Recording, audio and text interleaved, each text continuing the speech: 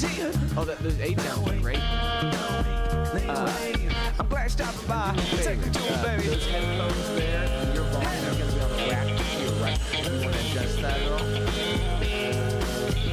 I got some decent signal from your guitar. Yeah. The volume's going to be on that rack to your right there. Yes.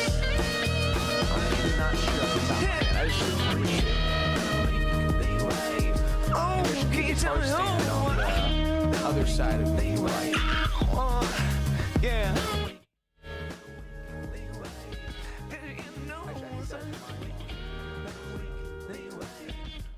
You're fine, brother.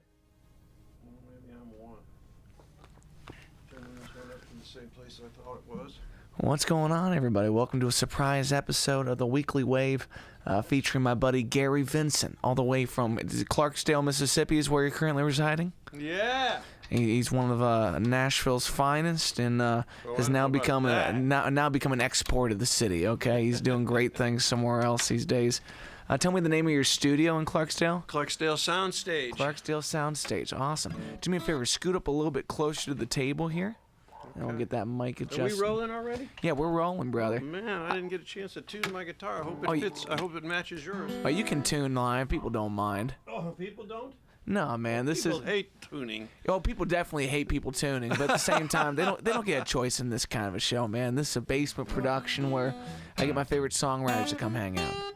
Do me a favor, scoot just a little bit closer if you don't mind. Yeah, right. Make sure I got you in that shot.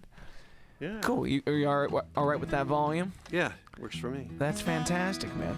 Well, Gary, thanks for taking the time to come stay with us this week before you hit the road. I think that was my volume again, if you don't mind pushing that a little bit, and then you'll be the... Actually, the second one was the one that I turned. Hello, hello, hello, hello. Oh, nope, that's not it either. Yeah, that one was mine. Do me a favor, push that one a little bit again. This one here? Yes, sir. That's a little bit more if you don't mind. That's great. Well, that's the... Oh, there's mine. You're both 1 and 2. Did you know that?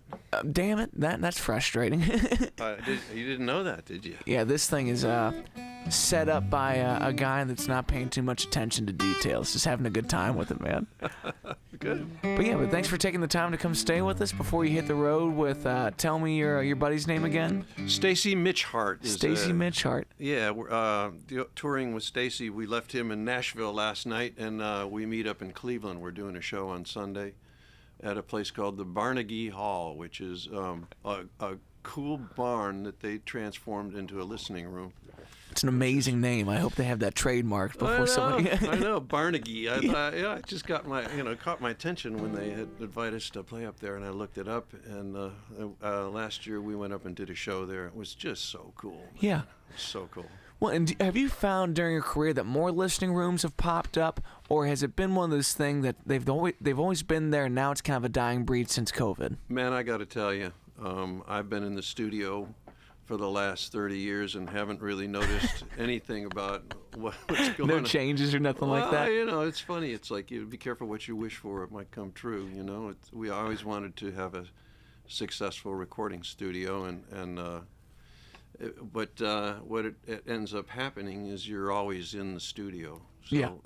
You don't get out in the world, which is part of what this tour is all about. We're really excited about performing again rather than just being a producer and songwriter. Yeah, and you guys said something last night that I thought was thought-provoking, that you're stepping out to be an artist again. Do you feel like being in the studio prevents you from being your own artist and it keeps you in just that songwriter-producer role, or do you always wear that hat? Well, that's the thing. Part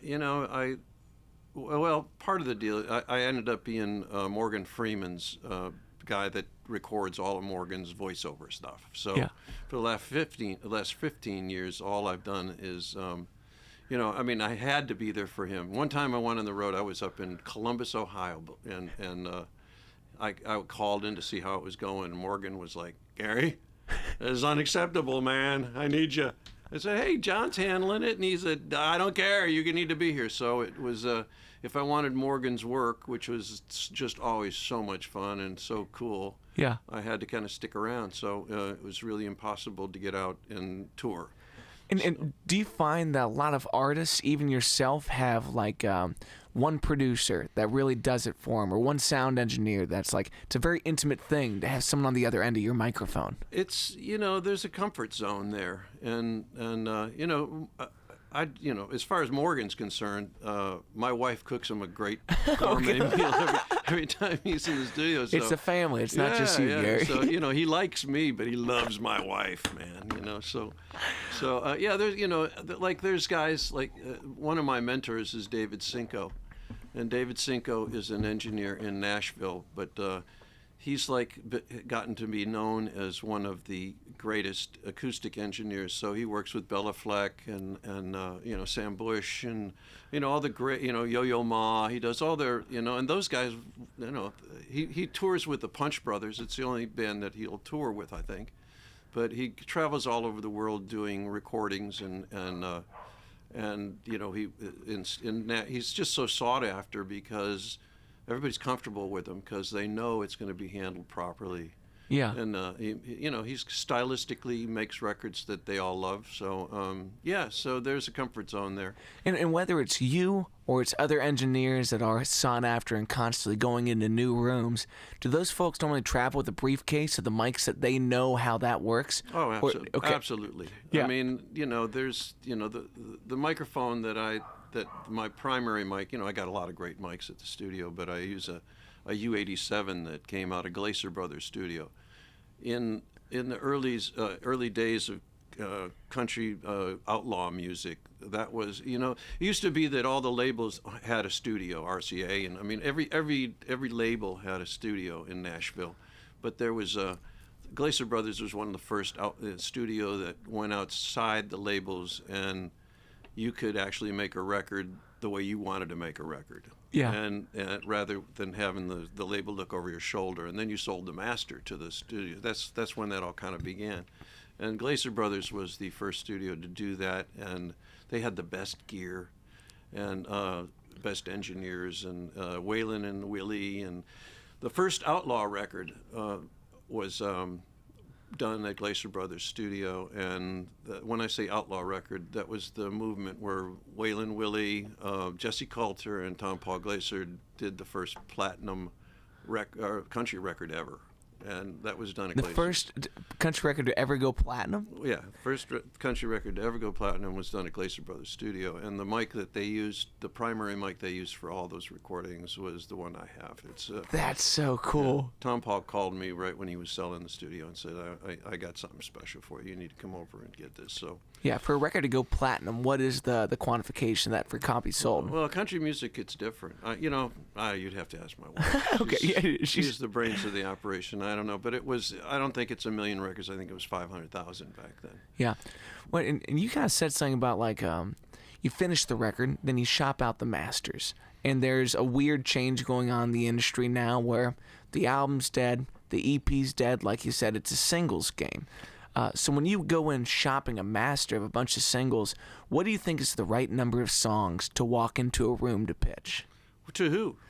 Yeah, I think to anyone that's going to give you an opportunity, whether it's going to be a label or it's going to be a licensing and sync deal, like what do you keep in your pocket ready to go?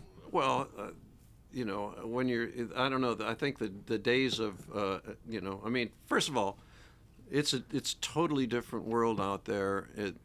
I mentioned earlier in our conversation that EPs are, it used to be you'd get the days of having an album, that you sell as a CD. CDs are dying nobody's got CD players anymore. So it's so sad, man. I'm still selling CDs. People are like, I don't have a player, but I'll buy the CD. I'm like, you're a good friend. Well, yeah. I mean, they're just going away, and sales of them are going away. When we go on the road, we're selling USB deals with the 15 songs on them. Mm-hmm. And the different records that I've had are for sale on those.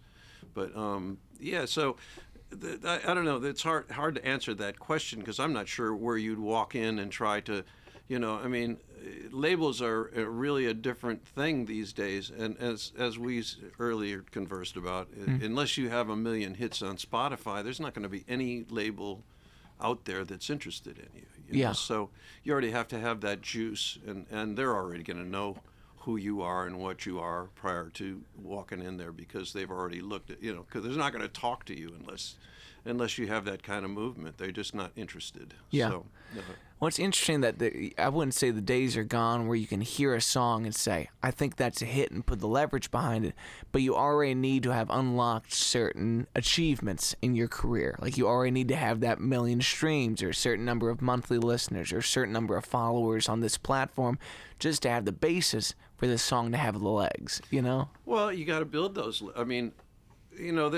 we keep talking about, we are talking about labels here. So, but that has to, until you're in that position where they'll even look at you, now we're talking about something different. We're talking about breaking an artist, starting a career as an artist. Yeah.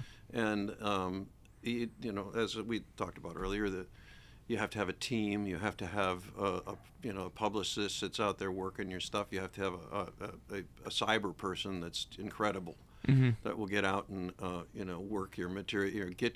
You have to be available on every format that's out there. Yeah. And it's a different thing that when I was making records as an artist back in a long time ago. You'd go to a label and you'd do your showcase, and they'd come out and they'd hear you, and that's the way they used to do it, but that's not the way it is anymore. So what I'm saying is, like in your case, you're a young artist with brilliant, by the way. I saw his show last night. It was fabulous. It was fabulous. It meant a lot to have you there. It was so cool, man. It was just great. You're writing great songs, and you're just such a talent. So I really, really enjoyed hearing you last night. And but you need a team to get out there and push what this talent that you have and what you're doing. And it takes marketing, it takes a publicist, it takes artists. There's so many peripheral things. When I say artists, I mean graphic people that will put together something that just looks great. Yeah. And you got your TikTok and your all those different ways to get your point across. Yeah. Well, and our mutual friend Aaron Coburn, like we had talked about, is a great example of that. And one thing I was going to say, now more than ever, you sell the artist more than you sell the material.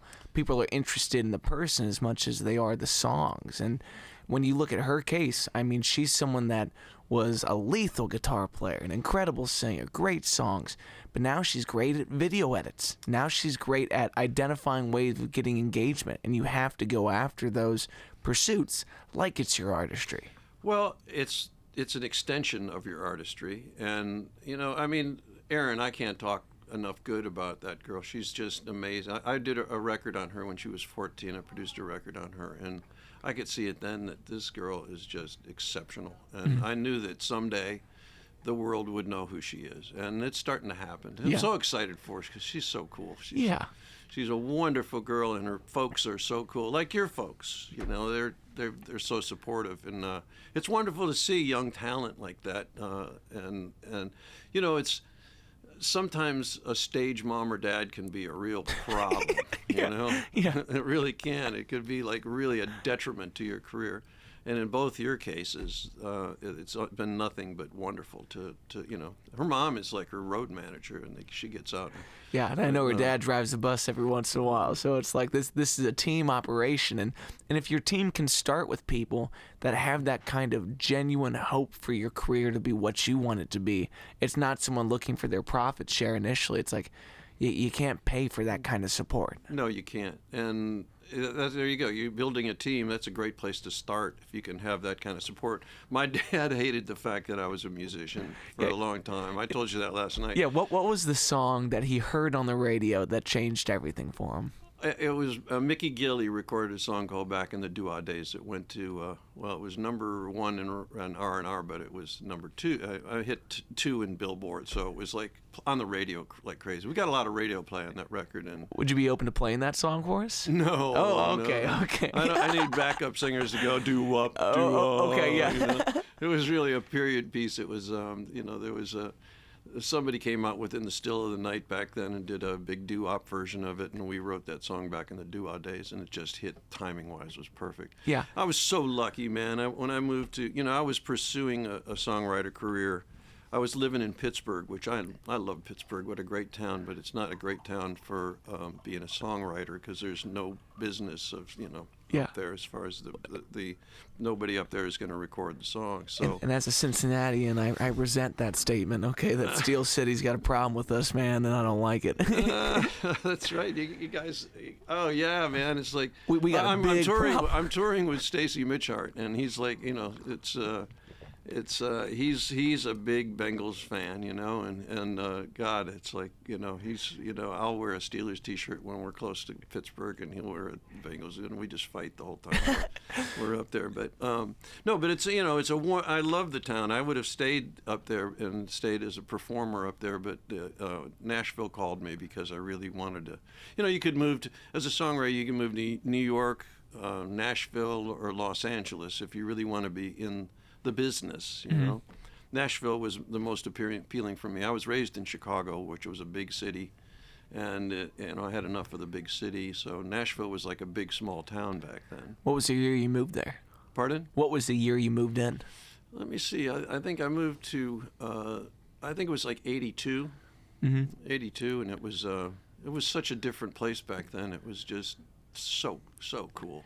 It's gotten kind of cookie cutter these days, and it's not my favorite spot in the music business, And there's not a lot of guys that I personally know that don't continually preach all the things the Music City is capable of, that have stepped away and taken the best parts of what they learned there to a new town like a Clarksdale or wherever someone wants to set foot.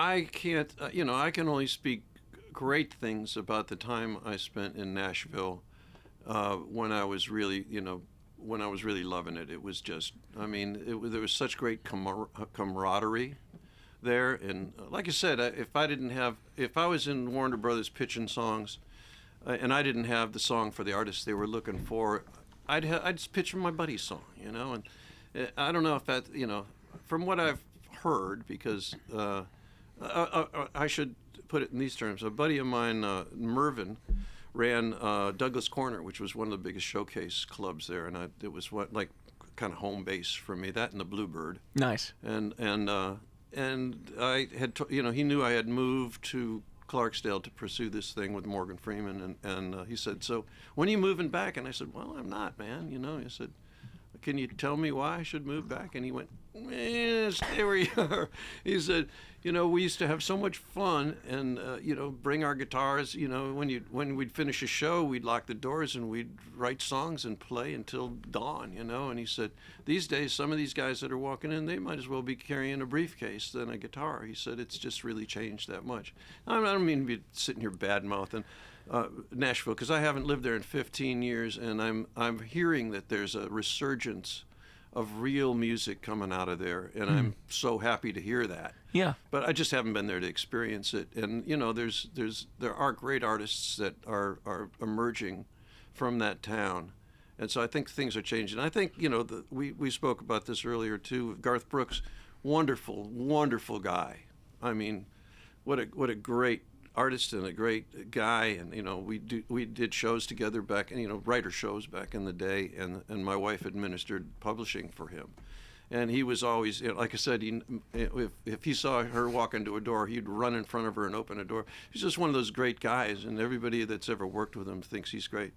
But he made $1 billion, and more than $1 billion, in Nashville, and it just showed all the different, accountants and all the people that are all about money. They moved to Nashville in order to change everything, and they did. Yeah. And I didn't like the change, that it was all about money for a long time. And there's a lot of,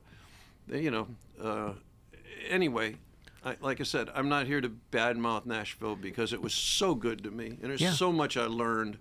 There's so many great, I was mentored by so many wonderful artists and writers and engineers and producers. I just it was a fabulous place to be. Yeah. And I'm, like I said, 15 years is a long time, so I'm sure it's changed a bunch since I lived there, and I'm sure that there's there's some great things about it. But when you preach the great aspects of it and some of the things that you'd like to change, I think it's a reminder to folks that just because it's a geographic location that's done it, that's had great things, doesn't mean it needs to be the answer forever.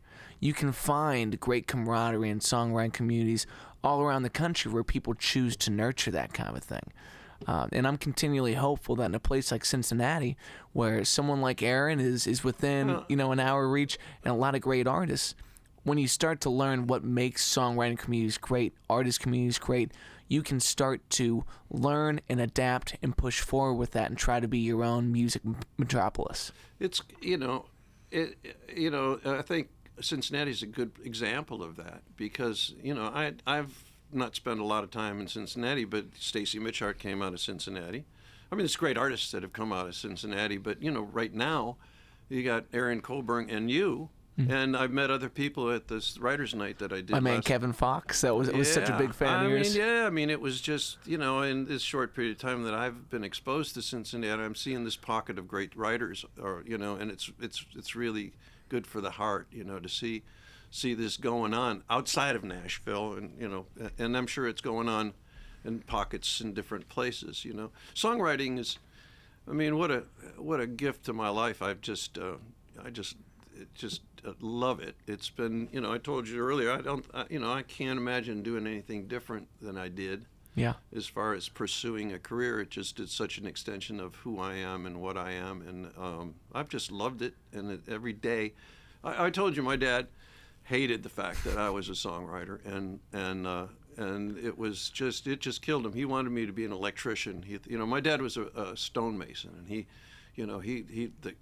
thought I should get a career as one of the highest paid guys in the construction business were the electricians, and they were like, they got a great union, and that's what I should do with my life. And I was like, I don't think so.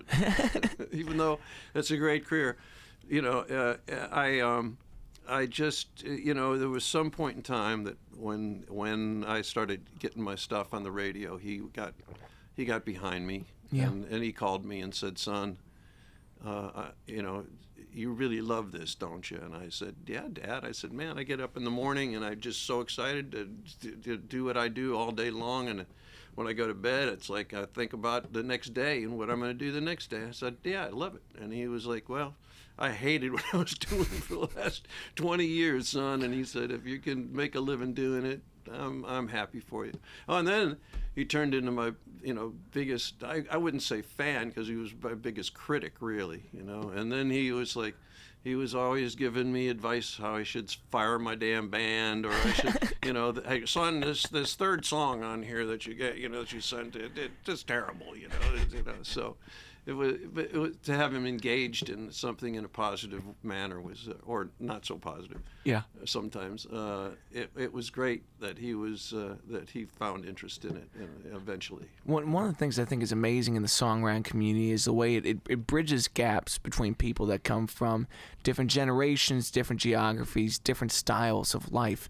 If you are looking for the next song in your world, and you can do that with another guy across the table or someone in a new town, you really start to find something between you that solidifies friendship in a different way. Well, yeah, there's great friendship. I know to this day I have the friends that are so close to me that I wrote with back in the early days.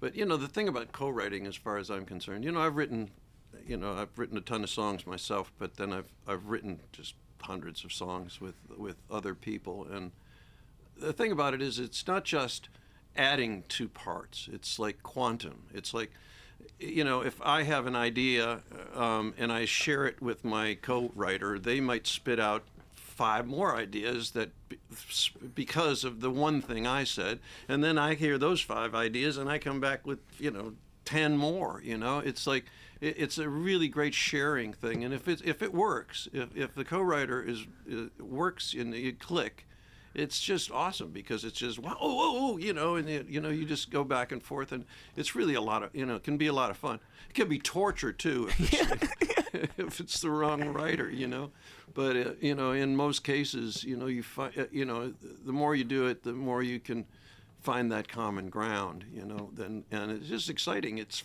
so much fun to create something that, you know, from nothing. Yeah, and we talked about this last night, where you have this idea in mind and you try to approach the idea and you don't realize that your lyric isn't exactly pointing to what you said. You know, you didn't meet the goal. You just kind of put a line there. You don't know where there might be a disconnect between you and a listener.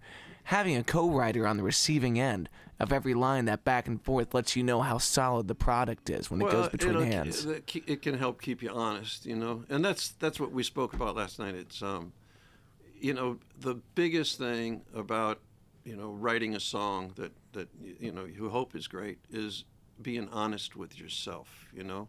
I mean, if you get a line that you go, that kind of works, well, it doesn't work, you know. If you say, well, then that might be better, but this worked, nah, you're lying to yourself, you know. So be honest about it. And every line, well, I compared it to philosophy. In philosophy, you know, if you study philosophy, it's every single word is there for a reason, and if it shouldn't be there if there's no reason for it being there, you know.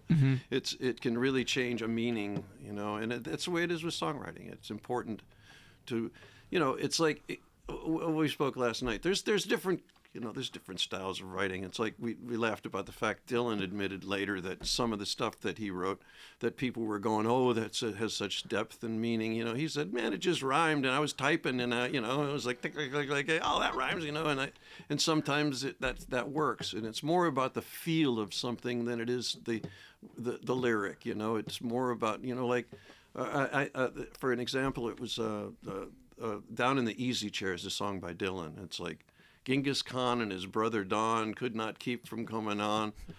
Climb that mountain no matter how long. When you get up to it, what the hell does that mean? I doubt he knew, but it fit the song, and it got to the chorus. You know, ooh-wee, ride me high. Tomorrow's the day my bride's gonna come. You know, what does that have anything to do with Genghis Khan? You know what I mean?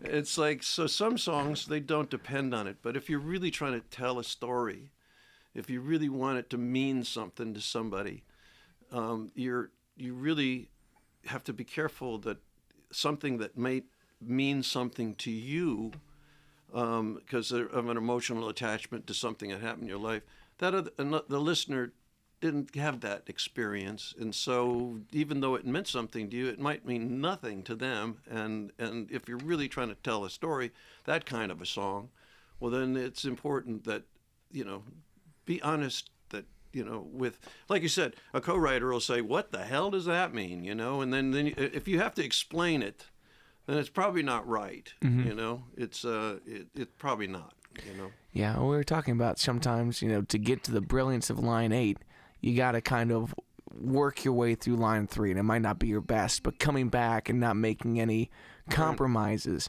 Because when you think about even a 5-minute song, it's not a lot of time to tell you the full essence of this thing when you really think about it. Well, like I said, it's not the right, it's the rewrite. Yeah. It's like, you know, I mean, and you know, I've spent years writing some songs. It's just, they just weren't what they, you know, there was something not right about it. And what was this one you mentioned last night that's taken you 20-some years? Well, it was 30 years. I wrote something with a great writer out of Nashville, Fred Knobloch, who is not only a great writer but a great entertainer. But he had so many hits. And when I was a young writer and I first came to town, he was one of these guys that was so gracious in writing with me. And I remember saying a line one time with him, sitting down with him. We were writing a song, and I spit out some line. He went, "Airball." You know? I was like, what? It's like, oh, that's crap. Come on, you know, come on, get serious. Yeah. But we wrote a song together, and the chorus was really something that really worked. And you know, some of the lyric worked in the verses, but there was something not right about the song, and neither one of us ever really, I mean, we did a demo of it and stuff, but it never, you know, neither one of us really never pitched it because there was just something didn't mesh. Well, 30 years later, I started looking, man, that chorus is great. I love that chorus. And so you relook at it, and you know, maybe maybe it took 30 years for me to assess it, but I think I fixed the song, and I really need to send a copy to Fred because I think it works now. So yeah, how do you organize ideas to hold on to them for that long? It's like sometimes I think of some of these tunes that maybe they're 70% there, maybe they're 80%. How does that make it into a format that I'm going to find a decade from now, 2 decades, 3 decades from now, and have the chance to reapproach? I don't know.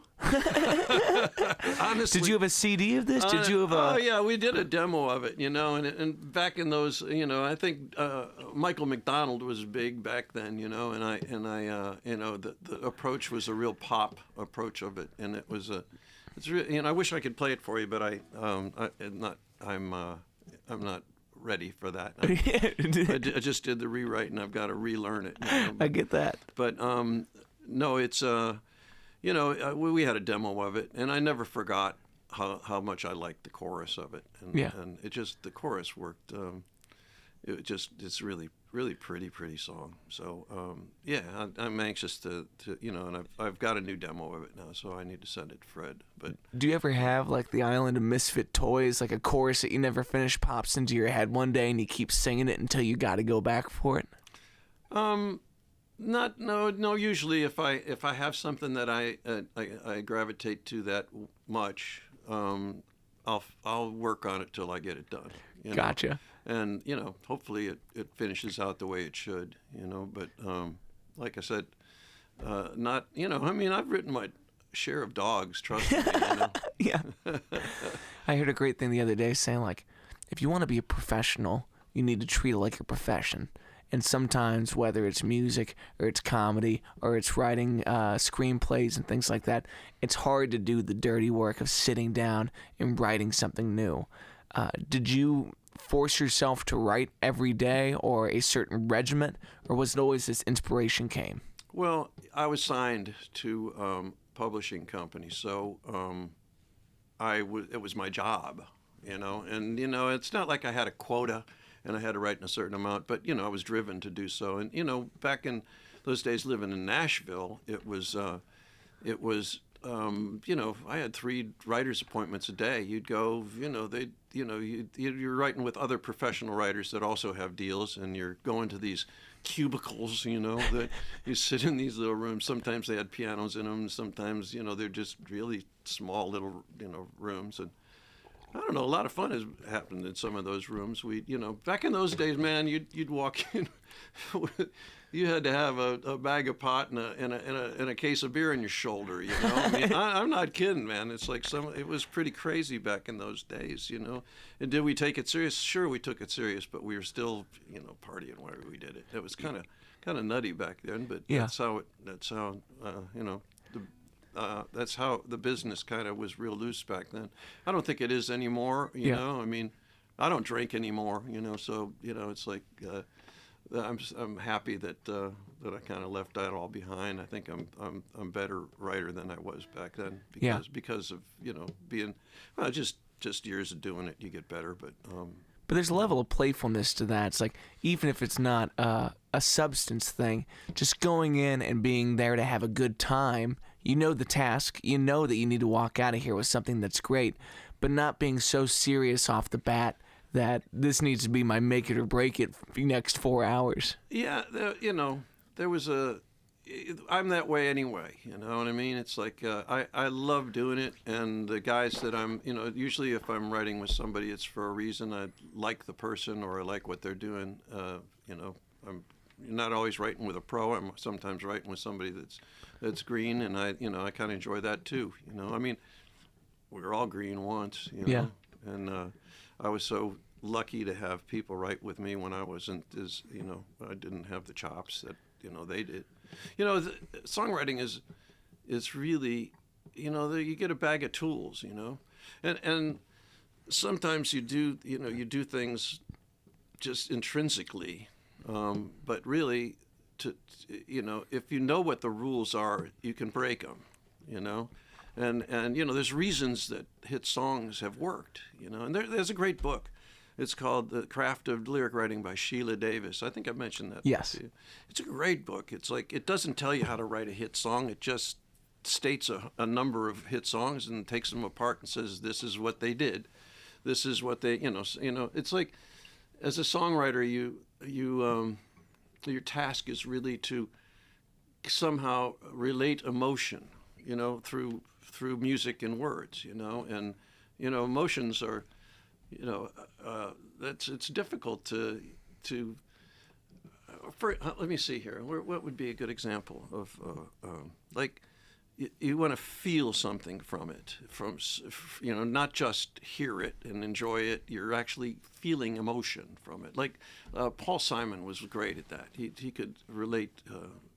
Like, there's a song he wrote, and I think the lyric starts out with, "Sitting in a railway station, got a ticket for my destination." Yeah.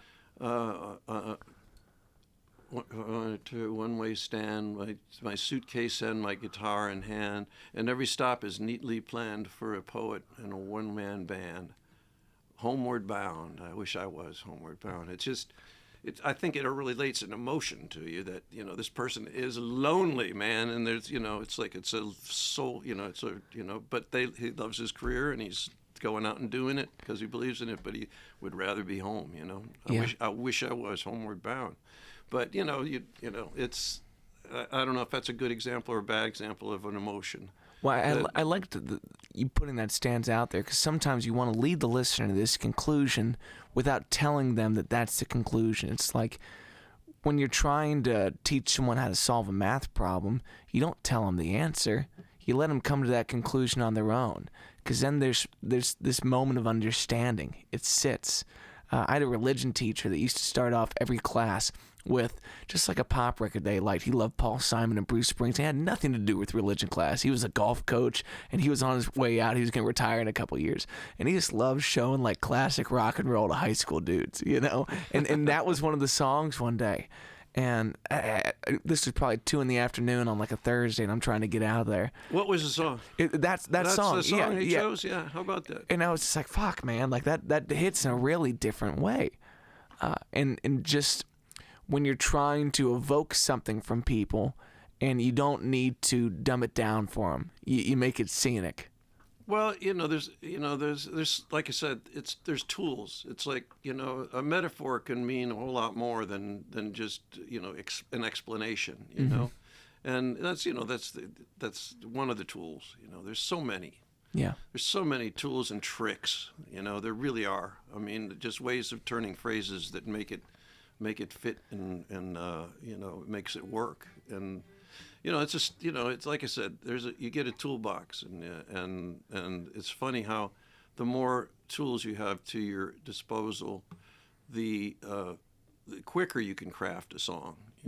I'm doing this thing coming up, and I told you about it last night, that I'm going to meet with a vet. Actually, I meet the person tonight. I'm going up to Cleveland to meet a vet, and sometimes those guys have trouble getting their feelings out. They have trouble communicating what they're feeling. And there's a program that they write with a professional songwriter, and the songwriter helps them tell their story or tell what's on their mind. And I'm kind of anxious to do this, because I've heard it can be life-changing for both involved, But it's music is a great way of getting that emotion across, and I think I think it's going to be real cool to do that. Have you had many experiences in your life where you almost need to step away from the profession of songwriting, and you just write to air some feelings? I have to admit that when I was doing the 3 appointments a day, and I was writing to make money, to get the next song out there, and that was my job, and at this point in my life, I don't care, I find myself writing for myself, and I don't care if somebody likes it or not. I shouldn't say I don't care if they like it or not, because that's in you. You want the person, whoever's listening, to get it, what you're trying to say, But I find it more rewarding to write just because this is how I feel and this is what I want to say, rather than I hope they cut this song, and they're going to cut it if I do these clever little things that will make them work. It's funny. It's like in Nashville, there was you do these writers in the round thing. That was hi honey, the beautiful Carol Vincent is sitting on the steps looking at us. He's been waiting for you to come down here and sing a song with him. I was going to say you should come. She's shaking her head. She's saying, hell no, honey. See, I get paid for that, she said. Where was I? What was I talking about? What were we talking about? Oh, we were talking about some of the tricks of putting those into songs because you knew it would get cut. Yeah, because I knew they were going to get cut. There better chance of them getting cut if you do these, clever little things that, that will work, formula things, And it's it's very rewarding to be able to write and not even think about that, and that's I have to say that the last few years, I just haven't cared, and I was talking about writers in the round where there's like 4 of us will sit and Garth used to be in that round sometimes, and we everybody play their latest thing that they're writing or whatever, and when that happens, sometimes somebody will play a sad song, and then the next guy in the chair will play, and I can top that. I got a sadder song than that. Yeah. And so by the time it gets around to you, it's like oh God, it's like it's like you guys ruined my day. And then you in your mind you think, well, I can beat that, and I got a sadder one than that, and but instead I found myself writing or doing something humorous, and I wrote this song called "I'm Nothing But Dog Shit Without You." And it was an attempt to just make these guys like, come on. Would you play that one for us? Oh God, let me see. I don't know. Let me see. Let's see. I haven't played this in years, man. Let me see.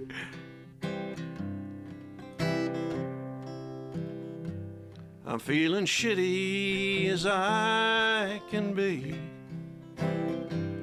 Ever since you went and walked out on me. Honey, please come back. I'm as worthless as crap. I'm nothing but dog shit without you. I'm nothing but dog shit without you. Just a steamy old pile of poochie poo-poo. Just a big steaming mouth from a mangy old hound. I'm nothing but dog shit without you. There's other verses. Did you write that knowing that you need it for a round every once in a while? I was waiting for 3 to go around first that were bad, and then I could beat that. And that's one of the things that as our songwriting community is built up in Cincinnati, there's a couple of guys that run great rounds. The next time you're in town, like, let's try to make it the third week of the month or something like that, because there's a Tuesday, a Wednesday, and a Thursday round that are all fantastic. Oh, cool. Yeah, I'd love that. I would love that. And those conversations of what you just played reminded me of this, and what I just played reminded you of that, and you end up so far away from what you thought you were going to play tonight, and it's just genuine. Well, I didn't think I was going to play that. Dude, on the show. Trust me on that. That was funny as fuck. That made my day. But I love when there's these moments that, gosh, I lost my train of thought with that. Now I'm thinking about Steve. You were talking about the round and how it leads to another song. Yeah, and there's just these moments where the conversation of the catalog in your life. Like, I have a hard time with dates. I have a hard time with years. I find that songs are a better marker of time, of what was going on with me, where I was at, than any particular date could ever be. you know. And I'm sure with a career like yours and the number of songs, you're like, well, that's not very explicit, man. November 11th of this year has a lot of shit going on, you know. Well, especially when you were writing 3 a day, working on 3 songs a day. I can't say I wrote three a day, but yeah, but yeah, chronologically, you mean? Yeah. Yeah. There's markers there, especially when the year things got cut and that people recorded them and those kind of things. Yeah.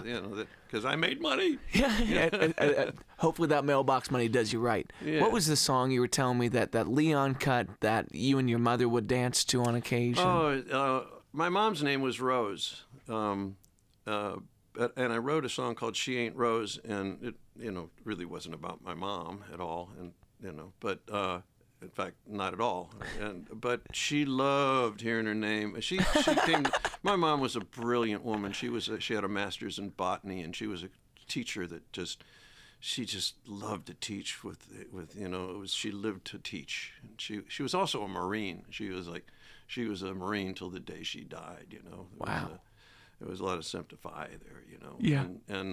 But she came down with Alzheimer's, and in the throes of Alzheimer's, it was tough. She couldn't communicate. She couldn't talk anymore. But I could play guitar for her, and she pretty much just listened. There was one song. You Are My Sunshine, Yeah. You are my sunshine, my only sunshine. And she'd try to sing along with that, but when I would play She Ain't Rose, she would just perk up and she'd get up and dance with my sisters, and it was just so much fun to see. Could you play slow with that? Sure. Let me see. Yeah, this is a song that Leon Redbone. In my career as a songwriter, I don't think I've ever written a song for somebody or targeted it towards somebody. I would just write the song. It would tell me what it needed as far as the music on it. But this song, I was a big fan of Leon Redbone's, and I actually wrote this song thinking, boy, that'd be perfect for Leon. I had him in mind when I wrote it. What a crazy moment to see it come to fruition, man. Yeah, it was great. Leon was such a cool guy, and I actually pitched this song to him. I was playing in Pittsburgh, and I heard that he was playing the same night I was, and he was at a club doing his sound check. Somebody said, well, he's down there right now. And I said, well, I wrote this song. I'd love to pitch to him. And they said, well, shit, come on down, So I brought my little cassette with me, and I walked on stage where he was. They said, "Just go on up and talk to him." So he was just packing up his stuff, and after his sound check, and I introduced myself, and he got really serious about, oh, you're from Nashville, oh, God, I don't know if you knew who Leon was, but he had this kind of voice, so he'd talk like this, Nashville, what a wonderful town, those guys, so much camaraderie between them, so much creativity, the songwriters working together, he was like, I want to come there and record a record someday, and I said, well, I have this song that I would love for you to hear. Well, gosh, Gary, I'll take it a listen, and I'll, take it home, and then he was so serious, and then he turned around and walked right into a post and fell down, and I had to help him up, and and I'll be damned if he didn't call me later, and I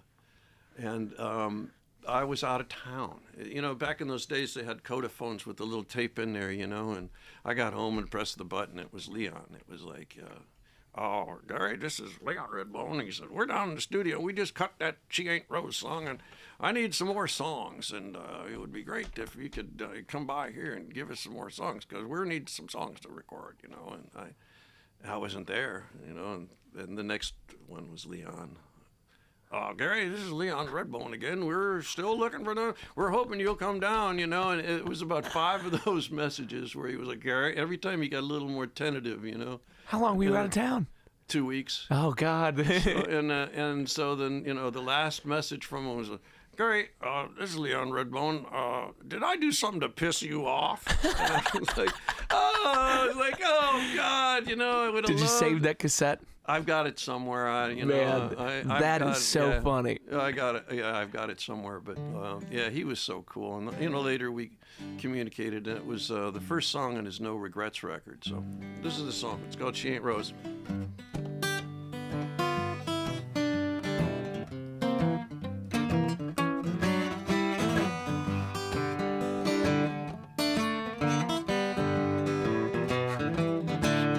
She ain't rose, but she ain't bad. She ain't easy, but she can be had.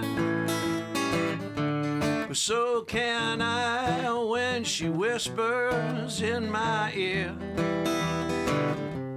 She ain't rose, she ain't bad, and Rose ain't here. She ain't rose, but she's alright. She's helped me through so many lonely nights. And sometimes it feels so good to have her near. Yes, it does. She ain't Rose, she ain't bad, and Rose ain't here. Lord only knows what happened to my Rose.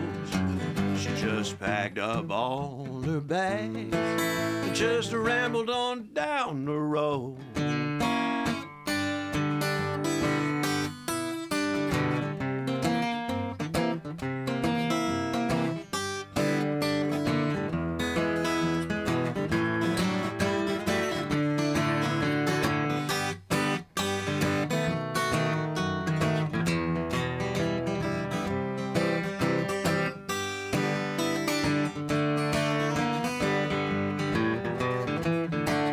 She ain't Rose, but she's getting close. We keep on getting closer, I suppose. She helps them sad old memories disappear.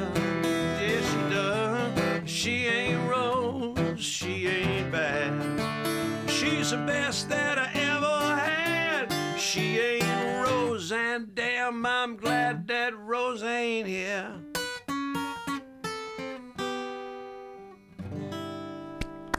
Beautiful, my brother. You didn't play along. I thought you could play with me. Oh, man, I was just sitting back and enjoying. You didn't play with me last night, damn it.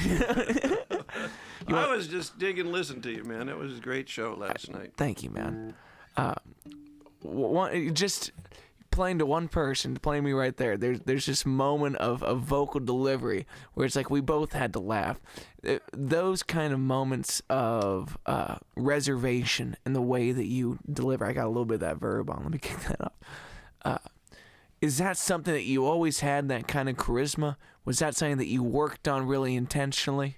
I have to admit that I was a voice major in college, and I studied voice, and I'll never forget going to my first semester of voice training. I remember walking in and talking to my voice. He had a doctorate in voice, and I feel so stupid now because I asked this question, but I was like, look, I'm in the bars, and I'm making a good living, singing, these songs, and I've got a delivery that really works, and is this going to screw up my bar voice, And he laughed, and he said, look, man, once again, it's a toolbox, man. I'm going to teach you how to do, use these tools to be able to sing better. Now, you can use them or you don't have to use them, Mm-hmm. And I have to admit that over the years, there's tricks and there's just things that help emote emotion, and delivery of humor, let's say, Mm-hmm. Sometimes.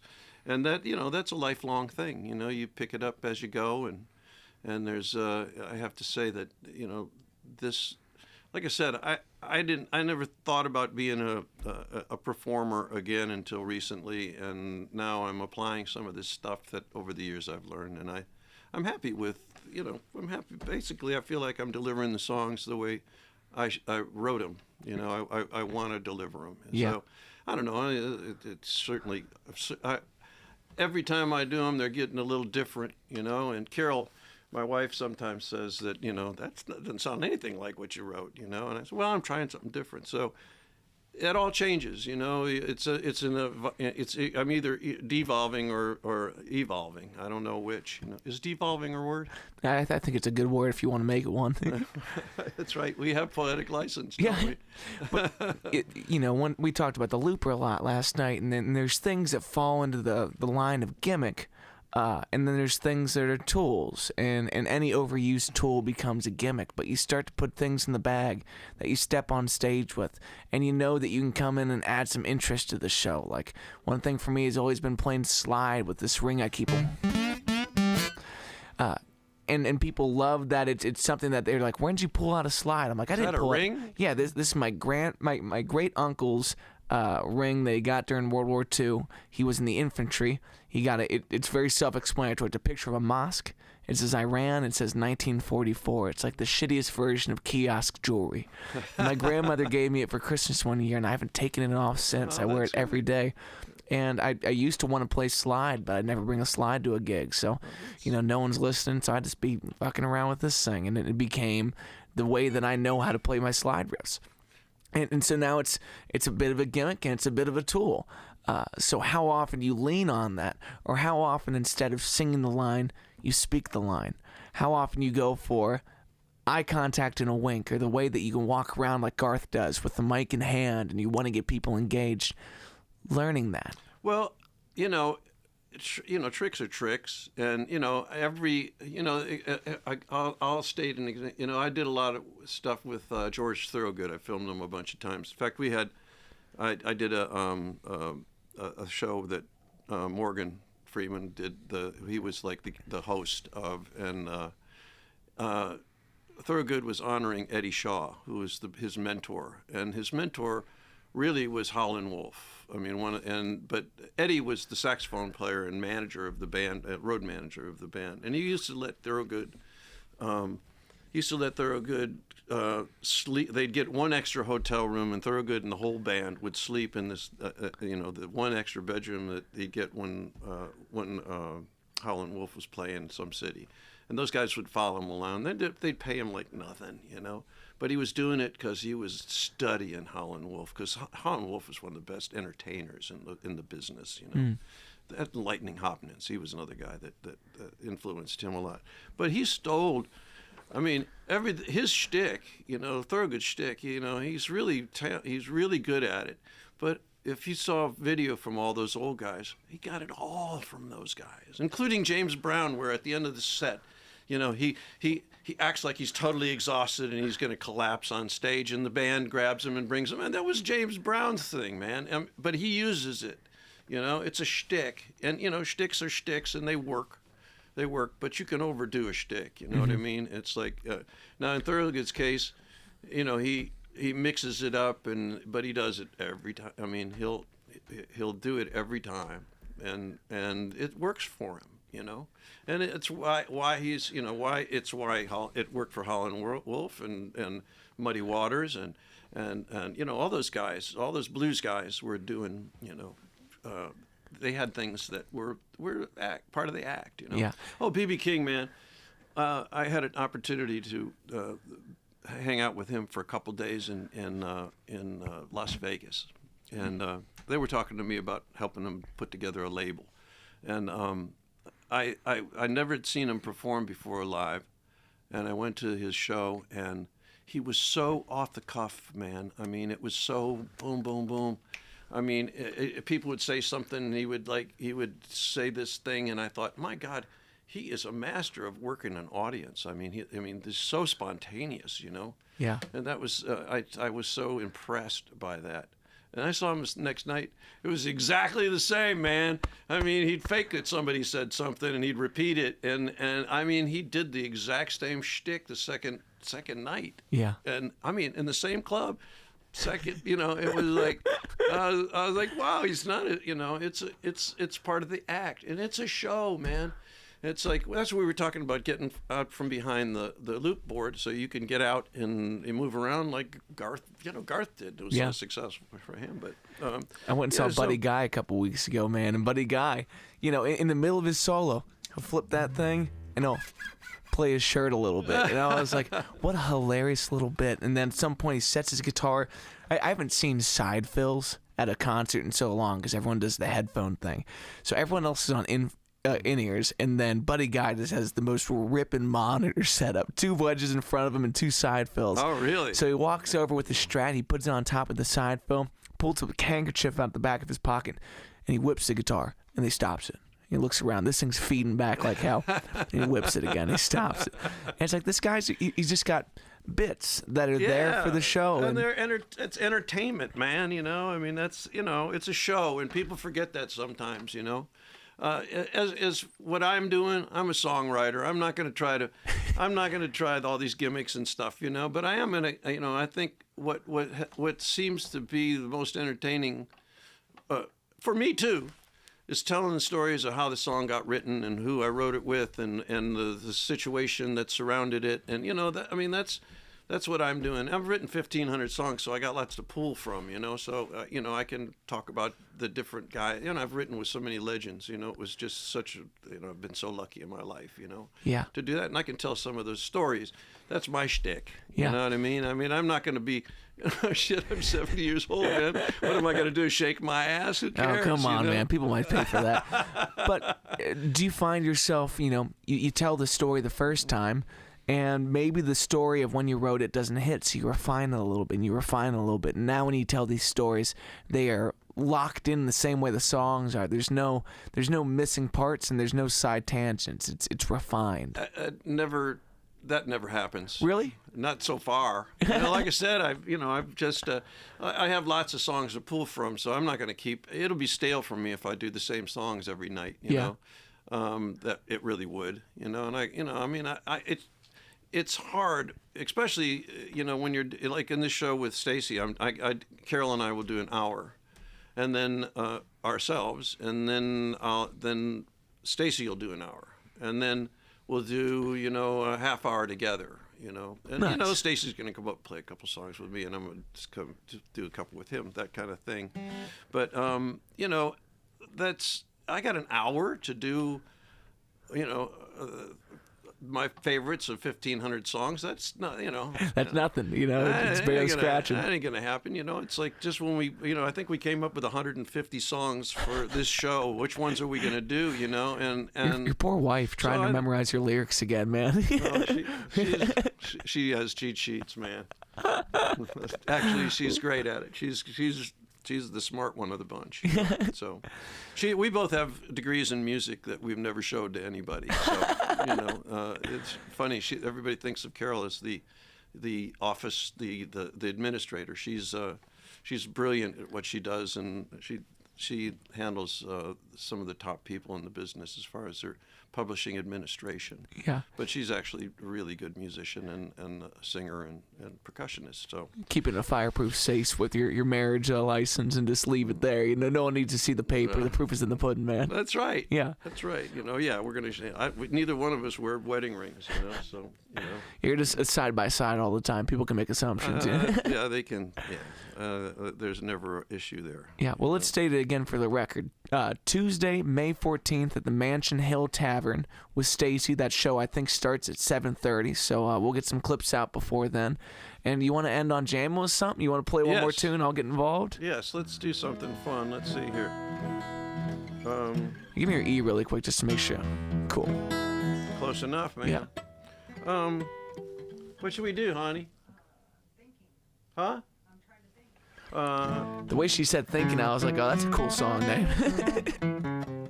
I wrote a song called Think About It. Let's go with that.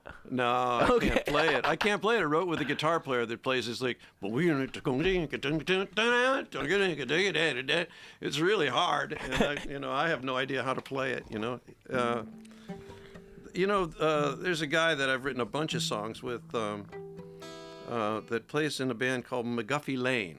You ever hear McGuffey Lane? I don't think so. They're great out of Columbus, man. Anybody? I just brought that up because well, let's do something pretty because I've done all this goofy stuff. This is something that was recorded by John. It was a single on MCA with John Anderson, and it was also recorded by Chris Ledoux. we spoke about earlier, and it was both on his record and on a box set, so I got paid twice. Yeah, baby. Yeah.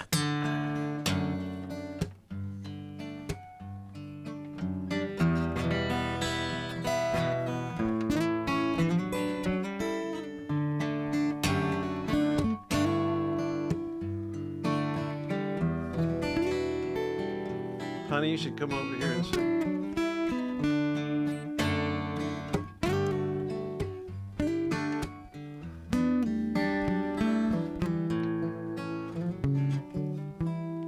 You say that somewhere over the rainbow there's a star that you've been wishing on.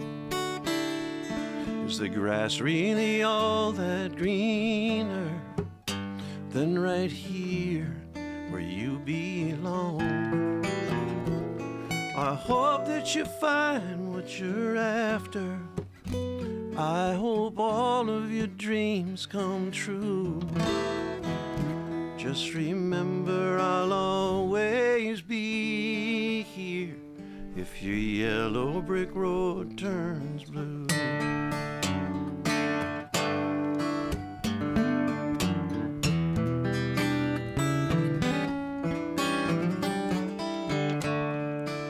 Carol, why don't you come over here and use my microphone?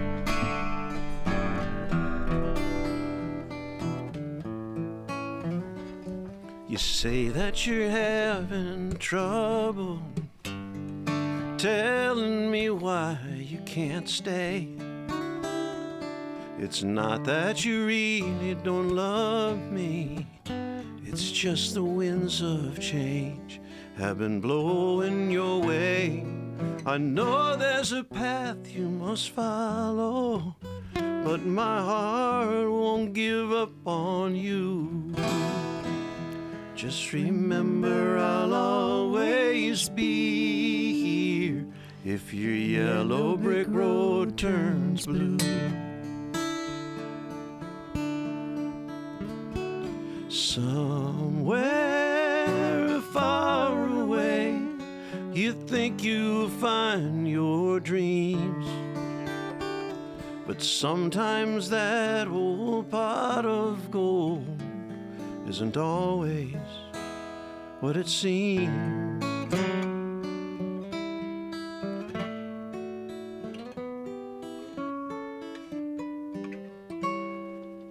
So if you ever find yourself lonesome and things don't work out like you planned, there'll always be a place to come home to. And you know that I will understand. I hope that you find what you're after. I hope all of your dreams come true. Just remember I'll always be here if your yellow brick road turns blue. Just remember I'll always be here if your yellow brick road turns blue.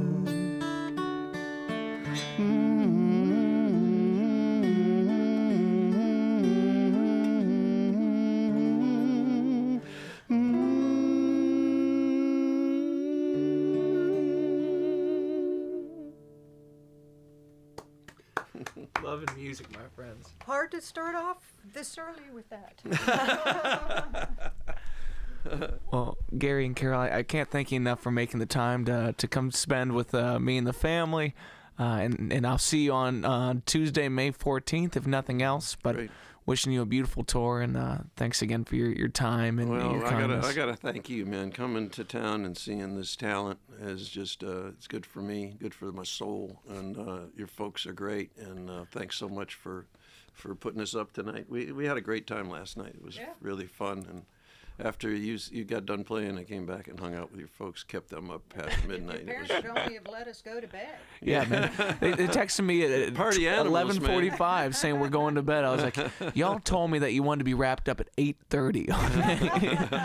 Whatever, man. You know, they like guests and they like friends who get it, and y'all certainly get it more than most people that ever walk through this home. So thank you for your time and your mentorship and your friendship. My friends, this is The Weekly Wave. Make sure you check them out May 14th with Stacy Mitchart at Mansion Hill Tavern. Okay, we'll talk to you soon, y'all. Woohoo!